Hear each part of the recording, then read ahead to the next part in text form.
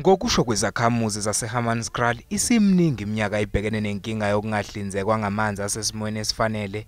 Lezi zakhamuzi zithi iziphathimandla ziyihlaba inhlale yokuphakamela lolu daba lwamanzi. Really, Hammanskraal is disgusting. We are in a very, very critical situation. They always promise, they always say, but they don't act, they don't do. We don't know what to do. Now we've got a big crisis. Cholera is here. Water tanks, they say they plant them anywhere, whatever. I also wonder that, did they test those water? Because now people are dying. Obhekele zengqalasizinda emkhandlwini Tshwane uThemba Force uthe yabinhloso uqhamuka nesixazululo enkingeni yamanzi eHammanskraal.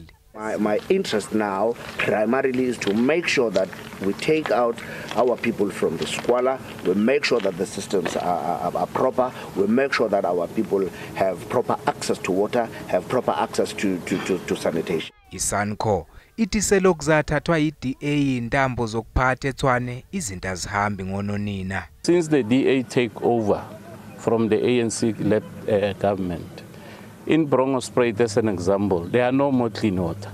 So the issue of Hammanskraal is escalating, is going worse, from bad to worse.